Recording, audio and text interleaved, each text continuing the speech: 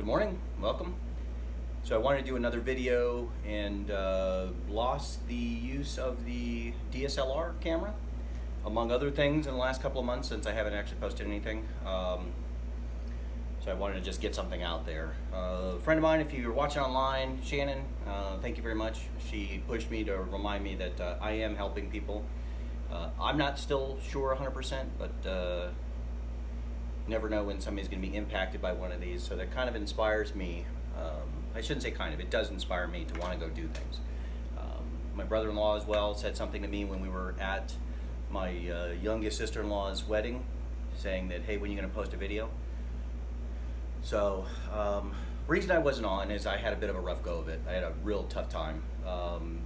Kept asking the question of, how do I put it? I kept asking the question of, how do I know when I'm going to be, if I'm going to be able to do this long term? The answer is I'm not, really is what it comes down to, because I'm still struggling with my own personal problems. I think I got a good path forward, so I'm going to want to share some of those things with you guys. Firstly, I watched a video where Rowe did an interview with Ben Shapiro a couple weekends ago for the Sunday event that Ben Shapiro does. And politics are aside, or politics whatever, I'm a real big fan of Rowe. And if you at all want to watch somebody who talks about hard work and dedication and people who are happy doing what they're doing in jobs that they're not supposed to be doing it. And that's the funny part is, so Rowe went back, and not to spoil the whole thing, but Rowe went back and was talking about, what frustrated a lot of people about watching his show, Dirty Jobs, was the fact that these people were not supposed to be happy. These people are shoveling crap. They're out there, they're like mushroom farmers. These people are not supposed to be happy doing their jobs, but they found happiness doing their jobs because it's not about the money necessarily. Although he said in his 12 years of doing it, at least 40 of these people were multimillionaires. They never talked about it, but at least 40 of the people that they did the show on were multimillionaires. He said it's not about the money, it's about finding happiness in the job that you're doing. And I found that interesting because at one point, for me, I had a hard time when I first joined the Navy and first got to my first ship. And if anybody's watching this who remembers, I went to be, I don't know the best way to put it, but military people might know it as non-judicial punishment or captain's mast. If you're in the Navy, captain's mast, call it captain's mast office hours. If you're in the Marine Corps, so I went to NJP twice as a young sailor, and the recovery from it was very pleasant for me because I could do no right, I could do no wrong at that point. So it was a bit of an easy go of it for me. So I always said that it's not whether or not you make a mistake that defines you, it's how you recover from that mistake that does. And I was always a fan of that, even as a young sailor. So I would walk around and my duty section leader, one of the guys that actually is a friend of mine on Facebook, Eddie Ferrano, was my duty section leader when I was a young sailor. Very, very good quartermaster, fantastic friend, and a great shipmate. And Eddie would always give me, after I went to captain's mast, Eddie would always give me the crappy jobs, right, during days that we had duty. So things like sweeping up the longest passageway, the middle level passageway, and cleaning the middle level passageway on board the ship was one of the crappy jobs that you would give somebody. And I went forward in doing it with gusto and wanting to do it. I'm like, all right, yeah, let me go get it, do the best I possibly can. And I think, looking back, I think those days were some of my happiest because I took it upon myself to be happy doing the crappy jobs. He also had me always do colors, morning and evening colors. So raising and lowering the flag.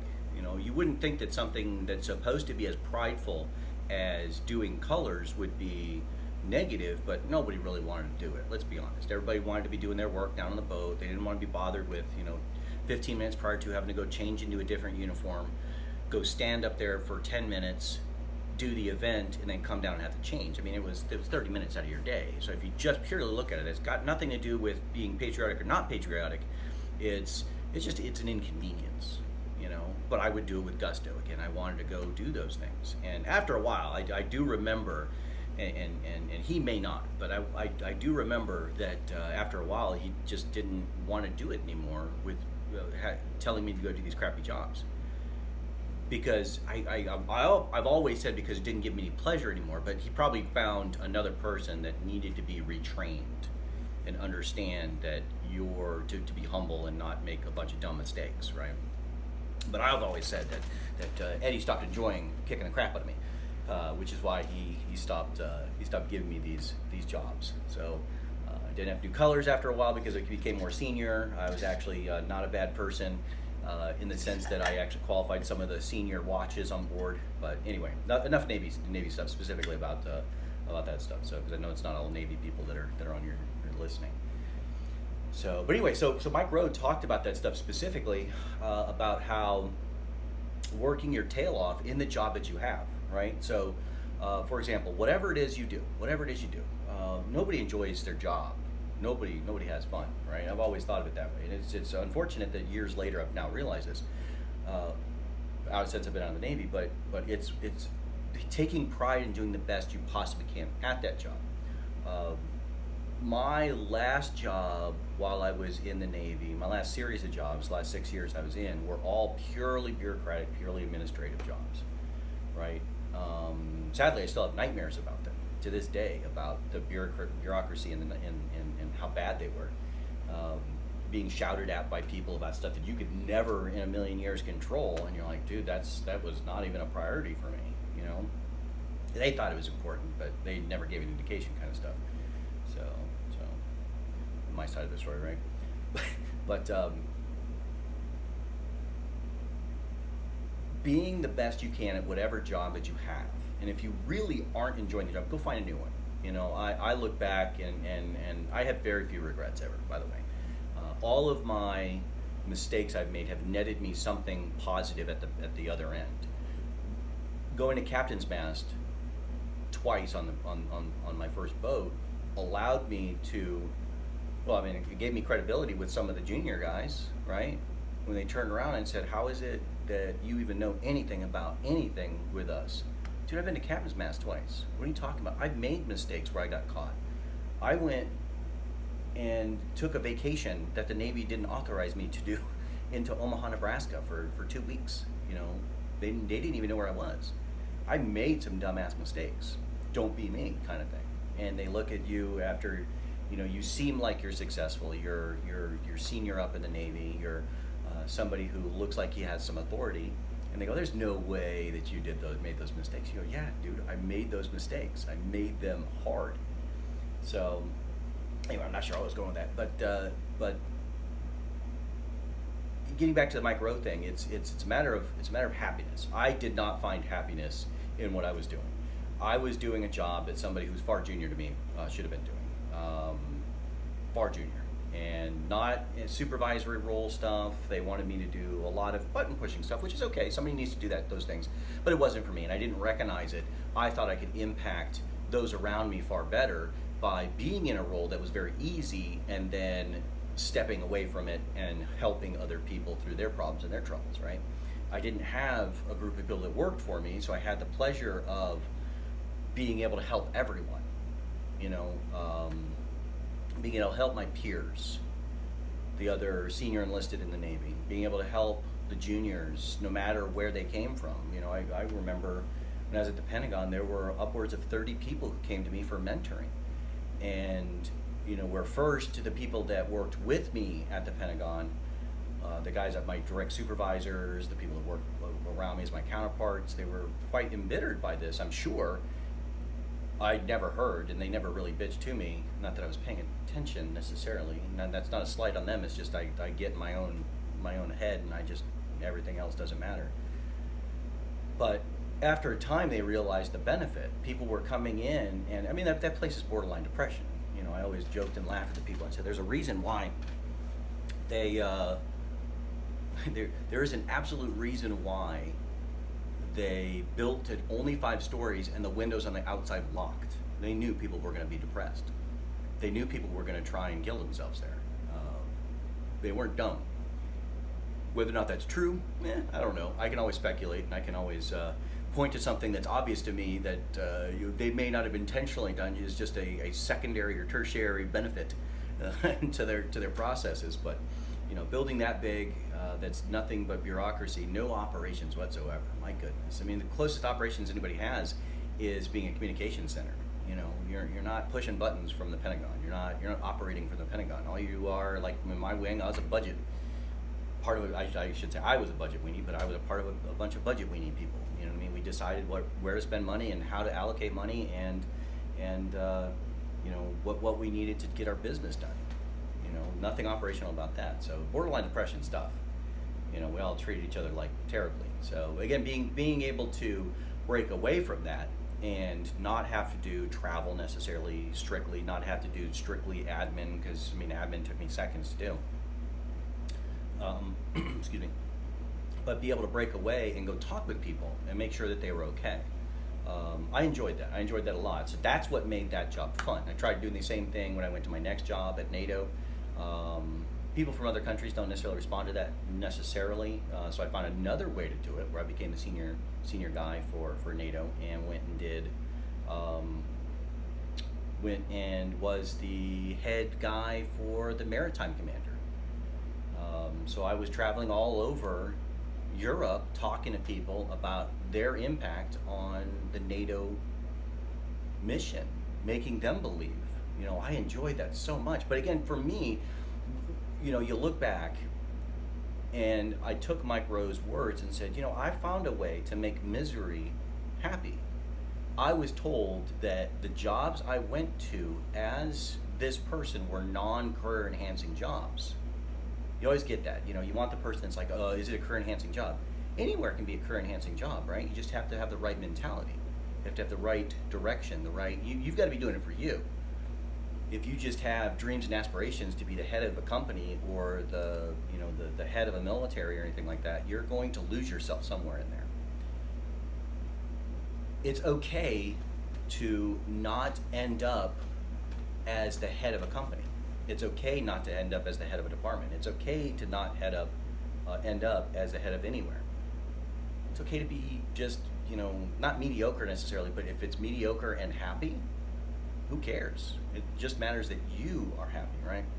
And that's, you know, I look back at some of this stuff, and I was absolutely miserable. I was fighting against a lot of different things when I was working in England for NATO, and it was hard work, probably the hardest work I'd ever done, because I was trying to convince people to do the opposite of what they'd been trained to do for 30 years in some cases. You know, some militaries let people stay until they're 65. So sometimes I'm trying to talk to people who've been doing this for 40 plus years. And here I am, a guy that's got 16 years under my belt. I'm in my mid 30s, and they're in their 50s with 40 years plus experience, sometimes 60s with 50 years of experience. And I'm trying to explain to them, hey, did you ever think that this might be a better way of doing it? And trying to get them to believe. It was challenging. It was hard as hell. The other thing that Mike Rowe talked about, and I'll talk about it here very quickly. This is obviously a promotion video for Mike Rowe. Mike Rowe, best ever. Just kidding. But the other thing Mike Rowe talked about is sticking with something long enough to enjoy the benefits. I today fully believe that at some point I could have been called upon by the NATO powers that be to go to do a job that would have been my perfect job. Bypass whole parts of systems and go and be hand selected by someone to go do something. I firmly believe that is the case. I only did 17 months at my job in NATO, and I was getting frustrated with the people I worked with because they weren't seeing the positives that I was doing. They were only seeing the negative side. They would only see the negative. It's almost exactly like our politics today, right? If you look around at our politics, and I'm not going to get into politics discussions at all, but if you look at our politics today and you think about it, one side won't see what the other is seeing at all. I refused to see what they would see because I didn't want to be depressed. I didn't want to get myself down. I didn't want to stop what I was doing because I knew it was positive. And they saw the other side where they got this guy who just wants to go out and do whatever the hell he wants to do, and to no rhyme or reason, because it doesn't match or mirror anything they've ever seen happen before. He's like a bull in a china shop. I mean, in a sense, yes, I was, but we'll call it a China factory. A lot of China. And if I broke 1/3 of 1% of the China, I'll be that bull. But again, ultimately, I was trying to do something positive. They were seeing it as a very smaller set of China, I guess, to use my metaphor here. But that's something that Mike Rowe talked about was sticking with something long enough to be able to see it through, be the best you possibly can. There's always those memes that run around and talk about. Actually, I'm going to put it up here. I'm going to put it up over what I'm talking about. But I don't know everything specifically on there. And I'll be honest. But things that you don't need to know how to do anything for. Things like showing up to work on time or early, doing a quality job, taking pride in your work. Those kinds of things are things that anybody can do. But you look around, and I go to like the local McDonald's, and people. I mean, though maybe it's just our McDonald's. I'm not trying to poo all over McDonald's employees, but just take pride in what you do. Make sure the order is correct. Your one job is to make sure that everything goes perfectly every time. That is literally one of those jobs where you'll do 1,000 orders perfectly, and that one order that goes wrong, that one crap, will end up ruining the whole thing, right? And then you look at it and you dwell on it. You're like, man, that guy got all upset. It was the first one mistake I made. It doesn't really matter. It was the first mistake you made for that one guy. So your batting average with that one guy is a 0, right? You may have 1,000 batting average walking into there and end up with a 998 batting average or 999 batting average. But that one time that you had that one minor mistake. But it's not just that. It's then when he comes in and goes, hey man, you forgot this, or he's abusive. Hey fucker, you forgot my fucking shit. And you're like, oh, I'm sorry, I apologize. Here's your stuff. Have a good day, sir. He may walk away and be a total jerk. He may also reflect on it, but later and go, man, I was a real jerk to that guy. You never know. But you can't affect how he thinks, right? You can't affect that. So anyway, so Mike Rowe. That was another thing Mike Rowe talked about was you don't need to be doing the world's most perfect job for you to be doing well. Quite a few people believe, and this frustrates me about watching, some of the, and I don't necessarily believe in the millennial suck kind of thing. I think there's plenty of examples where they're good at something that's different than the last generation and the previous generations. Just another generational issue is my opinion. But one thing that is lacking quite a bit is the example. I'll just say the example for them of the hard work, the pride, the doing whatever it is you can to make a dollar. The get the hell out of your parents' basement and try to do something that's not something that they would normally do. If you take their example and their example is not something that you're keen on, then go do something different. Get out of their house. Struggle. Make it hard. Well, I can't live outside my parents' house because they pay for all my bills. Okay. Then you get to do exactly what they tell you all the time. Is that what you want? That's not what I wanted. I didn't move out, but I kind of got moved out at 17 years old. So I had to find my own way. I didn't find my own way till very late in life when I met my wife, Samantha. So it was not something that came easy for me either, but after you look back, like I look back at my life and go, holy crap, I have no debt. I took pride in what I did. I thought I did a really good job. There were guys that would come to me and shit all over me, but I'm not perfect. I didn't do everything flawlessly, but I'd like to think that I did things in a way, on the boats, wherever I was, that impacted people's lives better than just purely doing what everybody else did. You know, there's tons of examples of people who would, in my line of work at least, would steal money. You know, there's some guys that embezzled like a bunch of money. You know, I never did anything like that. So, I mean, my integrity's in check. But beyond that, I would also, again, show up to work early. You know, when I was really aggressively enjoying what I was doing, I would show up to work early. I would have everything lined up for the guys when they would come into work. I would have them all their stuff ready so that if they got done by 10 o'clock, I actually, one example of a guy, fantastic sailor that worked for me, just realizing how to use him was difficult for a lot of people or anybody for that matter, is if you gave him a job, because he's on salary, all of us in the military on salary, if you gave him a job, he was going to accomplish it. But if he knew he had all day to do that one job, how long do you think he's going to take to do it? All day. If you're going to keep him there until 4 o'clock in the afternoon, when it's 7:30 in the morning, you say, hey, you have this one thing to do, he's just going to sit around bored.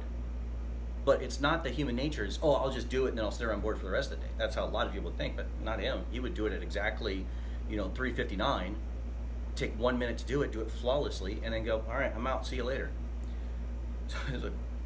Excuse me. So one day, I took and said, hey, if you get all of these things done, literally stuff that I thought was going to take all day to do. He had to load like 40 boxes of paper onto the boat. 40 boxes. Each of them weighs, 50 pounds? Some ridiculous amount, or 20, even if it's 25 pounds, even if it's 10 pounds, right? He had to load 40 of them onto the boat through these small hatches on the boat and into either the engine room or wherever it is on the boat that we need to have them. And I said, dude, if you get this done, I will let you go. And 9:35, it's 7:30, sorry, 9:35, he's done. I had to field tons of questions and bitching from other supervisors that were pissed because he was like basically knocking people out of the way, trying to get his job done and screaming at people, like, get the fuck out of my way, kind of stuff. But that's how he was motivated. Again, 2 hours later, he's got what should have taken some people several hours, maybe longer. It wasn't just that, it was a couple of other things. I had a list of 9 or 10 things. That was one of them, but that was the most difficult. He got it banged out by 9:30. And see you later, dude. Take off. Other guys are like, I don't understand why he gets it. Dude, he did a day's worth of work in 2 hours. He had a lot of pride in what he did because he was motivated by that one thing. And did it good. It wasn't like he needed rework. He knew. And the crazy thing is, he knew in his head, if I went to go inspect it and I found anything wrong, I was going to tell him to stay there. So he's like, man, screw this. I'm going to do it perfect, and it's going to be done right the first time, and I ain't trying to play. I'm trying to get the heck out of here. If I remember, his wife and kids actually lived in New York City or somewhere along those lines. So he would travel home anyway for the weekend. So I made it easier for him. So he's on the road by 10:30. He runs up to his room, gets changed, gets all his stuff in a bag, and is on the road by 10:30. It will beat a bunch of traffic. So there's tons of benefits for him to take pride as well, right? Taking control of his life. So, but anyway, so that's another thing that going back to being able to do those things and have those qualities in yourself and go a lot longer, take you further. I was, thinking about, like, I'm writing a book. So one of the other things I'm doing is I'm actually writing a book, which is, it's hard. It's not easy for me. So Samantha's having to help me. We're having to actually go in and read and study how to do this. We're not seat of the pants kind of people, so I can't physically just sit down and write a story. I'm not a storyteller. I'm not going to lie to anybody and tell somebody I'm a storyteller. I have to have a plan. I have to have it laid out. I have to have the whole bit. So we're going through that process right now. And it's really exciting because I'm actually making movement on this book for the first time in like 10 years. It's insane. But, a part of my actually getting better is this book. I now have direction in my life. I now have something to do. I'm not using all those qualities just yet on this. It's very hard for me to see the vision right now of what's going to go on with the book, but it's easier for me to see it, which is why I'm feeling a lot better and able to post a video. Samantha's doing it. Ultimately, Samantha's doing it for me. My wife, Samantha. The benefits of that woman are outweigh everything. Every problem I've ever had, every time I've had to go underway in a ship to provide for them is completely outweighed by every benefit that the woman provides to me. She's fantastic. To brag on her for a second, but she is not a doctor, by the way. as some of the political commentators would have you believe that their wife is. Mine is not a doctor. Mine is a college graduate who has been the best ever at taking care of our kids. But anyway, so we're sitting down, we're reading books, we're trying to go through some stuff, and we're trying to figure out what we're doing with this book. And just the whole process of it is making me believe I can do something I've never been able to do. I hope to get published. I hope to have some book out there that talks about a fantasy world that I've been working on for a very long time, to some frustration. But I have direction. I have a vision, and I hope to eventually be able to employ some of those things that Mike Rowe talks about. I did go through, and if you have an opportunity, so again, just Google Mike Rowe and Ben Shapiro, right? Again, politics aside, you don't have to like Ben Shapiro, you don't have to like Mike Rowe. Watching the video and understanding how he comes to the realization that hard work and doing what you need to do to take care of yourself and your needs is your path to happiness. That's kind of the message. You know what I mean? It's like watching a TED Talk. You don't have to agree with everything in a TED Talk, right? But watching one is good. So I did go through and signed his sweat challenge. He has this piece of paper that he had that said, "I will work hard. I know that elbow grease is the way to my happiness. Is the way that I'm going to end up making my future." Go through, print one of those, read it, understand it, and sign it, and stick it somewhere where you can see it, right? So effectively, what it looks like is it's a contract between you and Mike Rowe to continue to take care of business, right? To continue to bust your tail and continue to try to find a way to take care of you. He does talk about things like debt in there, and I'm a big fan of not having debt. This house is the only bit of debt that Samantha and I have left the Navy with. We accrued it right before we came out or left the Navy, and but we have no other debt. We have no nothing. So when we want to help our kids get through college so that they won't have debt and they can do whatever they want, think about the benefit. All right, let me step back for 2 seconds. This isn't political. And if you think debt and debt accruement is political, you got something wrong with you. By the way, you've lost perspective. Our grandparents and sometimes great grandparents, depending on who's watching this, thought that if they didn't have the money, they couldn't pay for something. Debt, to me, is a form of indentured servitude. I won't go so far as say slavery, but indentured servitude, because now you're working for those folks. We became debt-free in 2015 or so, 2014, and talking about me and Samantha and the family. And because we weren't paying monthly bills, we ended up gaining $1,100 worth of money that was coming in from my paycheck that I could do whatever I wanted with. You know, it's nice to, in reverse, go, yeah, but dude, I got an awesome car, but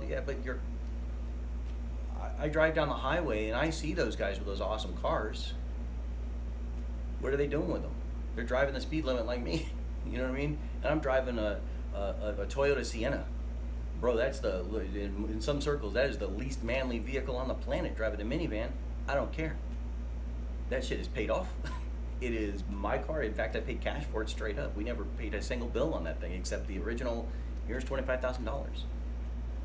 So, and I saved that. But there's some benefit to that and some freedom in that you can buy whatever you see you can afford without fear that next month are you going to be able to eat? Next month are you going to be able to do anything? I firmly believe that you know, again, if you want to move away from your parents and you want to move away from you know, being dependent on anybody else, that this is another way to do that, right? Being independent means that you don't have to rely on somebody else, because when you rely on somebody else, right, for and again, I'm going really long with this and I apologize, but relying on somebody else for being able to live a month ahead, for example, in you know, hey, I'm going to put this on a credit card, put this on a credit card, and even though you don't have the money, I'll pay it next month, no problem. I think that's a form of dependence, because do you really need that stuff? If you look back and you go, we're still to this day struggling with our ability to buy groceries, and I shouldn't say our ability, but our budgeting for groceries and our budgeting for restaurants. So making this hard decisions, even though I'm debt free, and saying, oh, we're not going to go out to eat this week, or going, man, I really don't want to turn the stove on. Do we go out to eat? Well, let's find an alternate way. Let's go by the local store that they have like the local IGA here has a hot plate center where you fill up a little tray and it's $7.99 a pound. Is far less expensive than going to a restaurant, and for us, there's 5 of us, so you're spending $50 plus on a meal. So trying to find those ways to do stuff, you've got to have discipline. You've got to have, but at the end of the day, I can afford to do whatever the hell I want. If I today I have money saved up, and I today have the ability to go to Amsterdam on a will, I literally can. We've talked about it. Let's go to Amsterdam. It's just not the right time for us because of reasons we don't want to. It's not money that stops us from going. It's just, do we want to do it right now? Kids are doing this, we're doing that. We're probably going to delay it for some years, but there's plenty of folks out there who say, I don't care, I'm going to go anyway, and even if I go into debt. I don't know if it's necessarily positive, but it's the life experience. I'll play your dumb game life experience. However, is it worth being an indentured servant to a system? To me, it's not. And to you, it might be. If it is for you, then that's okay.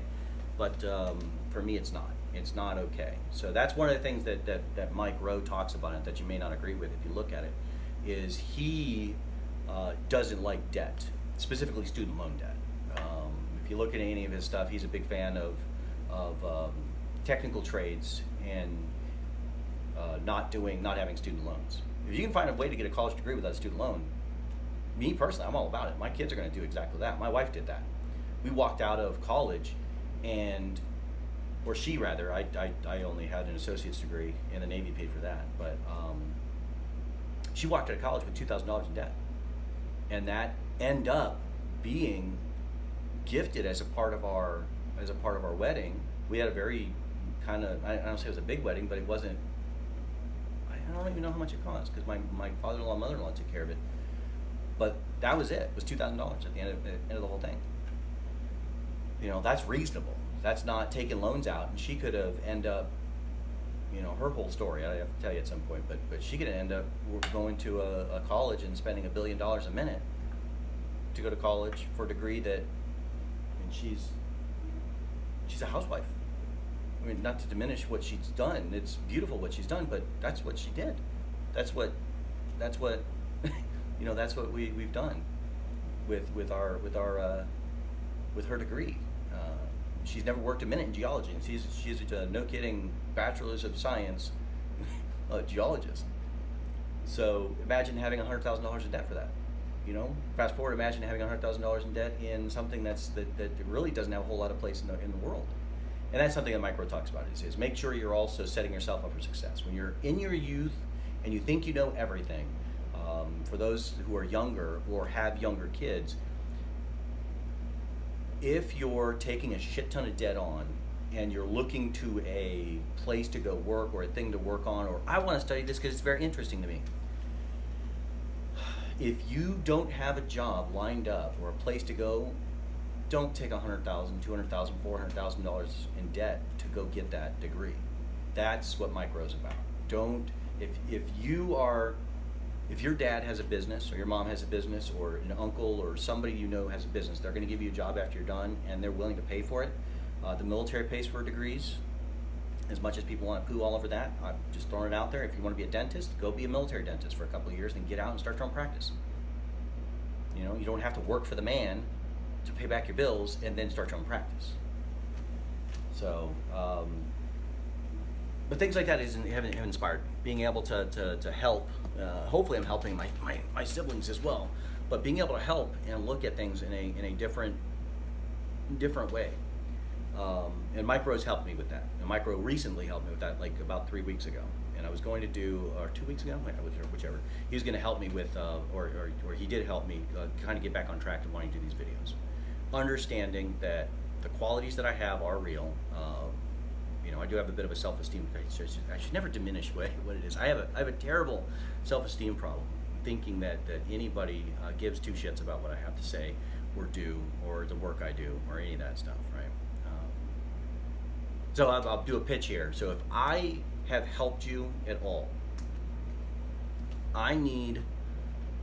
unfortunately, I need validation to stay motivated. If you've seen a video and you're like, hey, I like this one part, this one thing you said, say more of those things, I'll do it. I'm rambling right now. I'm on I'm on my middle child's phone right now, which is why I'm able to go over 15 minutes. But because her phone's better than mine, imagine. But if I've helped you with anything, any specific sentence I've said, any specific line of thinking I've said or done, please send me a note. If this has helped you at all. So sitting there allows you to consume in a passive way something that might help you out to not be depressed, not be suicidal, not be, not have self-esteem issues, not have validation issues like I do. But how you can help me if ever you wanted to feel like you were impacting somebody else. I'm honestly asking, if you've seen my videos, any one of them, I don't care which one, and you've seen something that I've said, send me a note. Hey, Brian, thanks, man. You really helped me out with this specific thing. And if you don't want to chat about it, I'm okay with that. If you don't want to go back and forth, I might say, hey, thanks. Is there anything else I can do? And you might say, nope, I'm good. Or you can say no response required. I don't, however you want to communicate it, but it really does help me at the end of the day. Because ultimately I do need validation.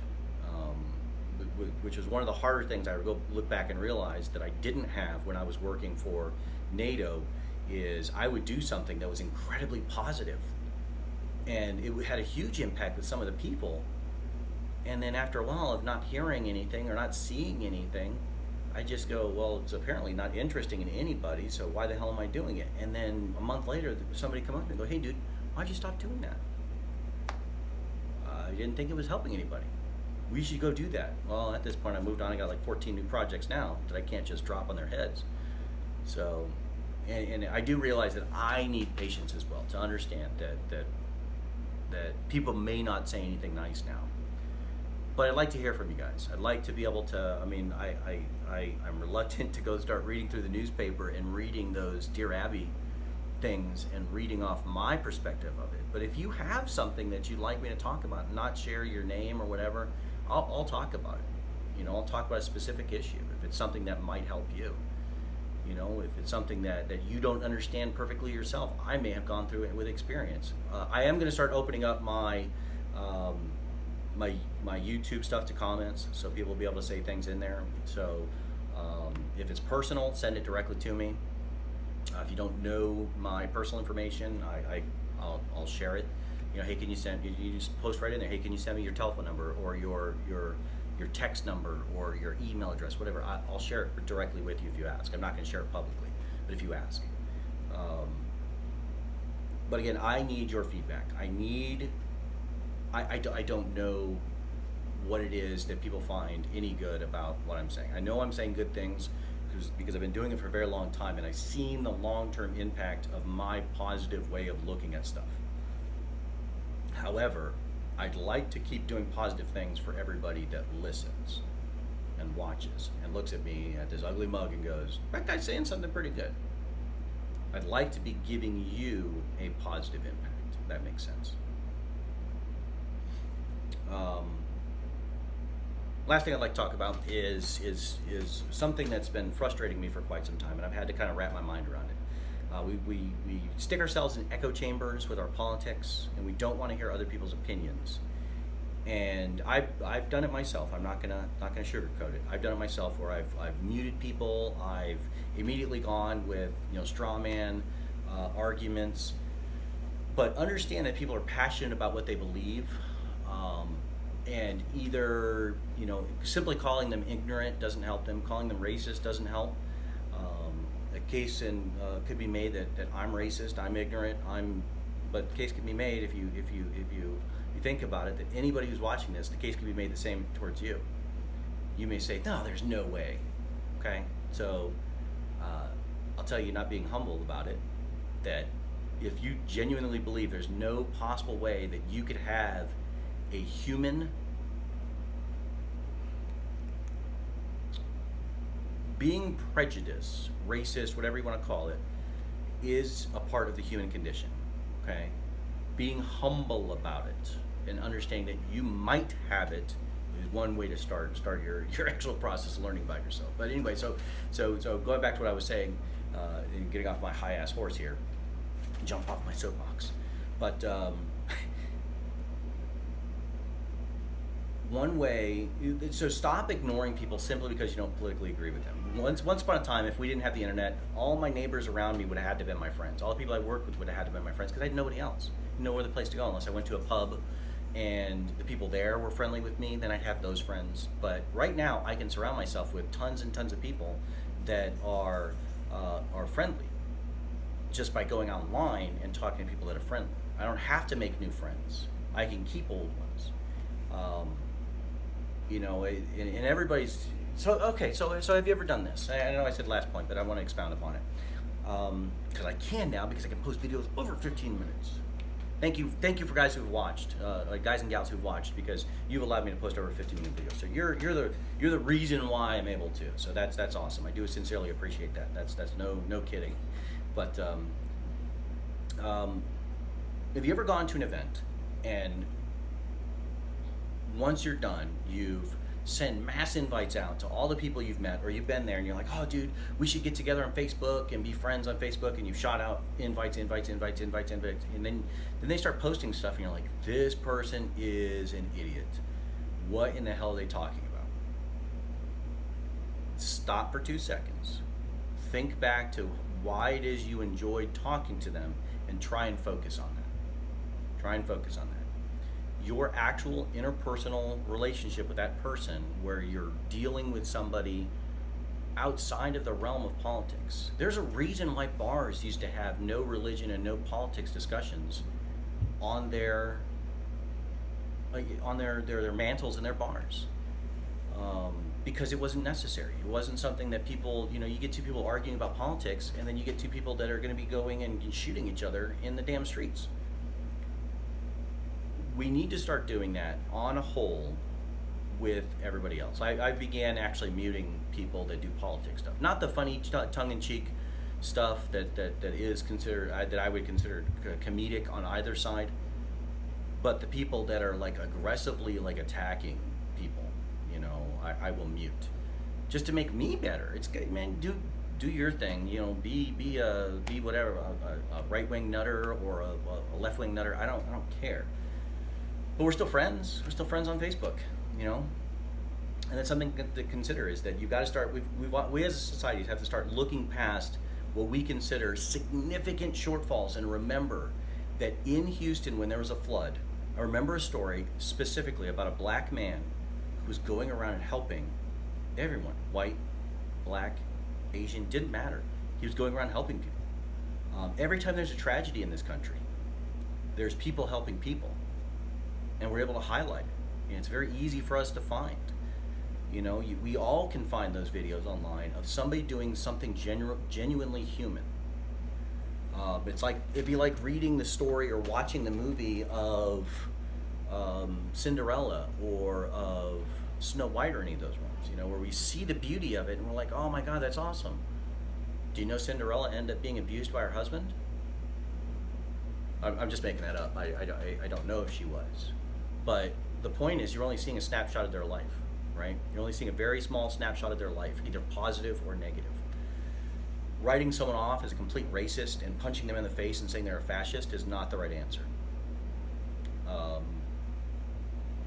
Saying even racism in its current text today is something that's very subjective. It's not objective. It's just, as some people might think. Like, I say this word, and then they're just that. Okay, well that can go back both ways. Both sides of policies could be considered racist, either side. So remember that you're not subject to it either. So you want people to like you, but not just people who agree with you. Because think about it, because if you only limited yourself to the people who agreed with you politically, we wouldn't be able to do business. You wouldn't be able to buy groceries. There's tons of stuff that you wouldn't be able to do if you only allied yourself with people who did that. Found myself thinking about that last night. Something happened to Samantha, not politically, but something happened to Samantha that leads me not to want to go to a specific ice cream parlor because she had a bad business involvement with some friggin' guy who works at a local restaurant. You know, when she was a real estate agent. So, you know, I don't want to give him money, and that's where it comes back to me. I still didn't do it, but think about that. Think about if I actually start spreading those kinds of things to everything I ever did, how far that would go. I'd have to live on an island.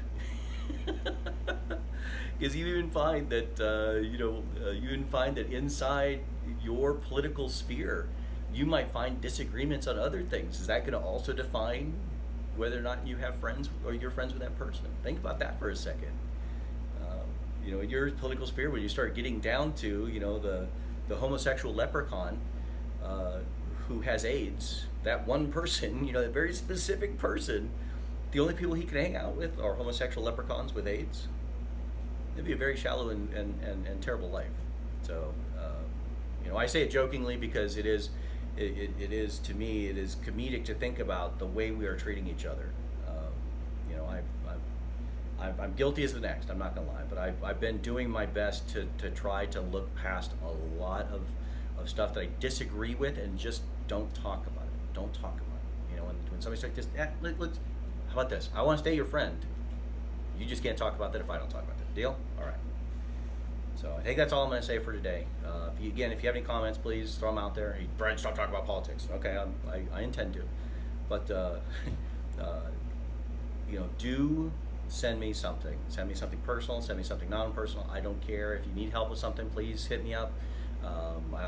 It would give me ammo to be able to talk here instead of rambling for a half hour. But, you know, it would be helpful for both of us, because then I would feel like I'm helping you, and you're actually getting a different perspective from another person.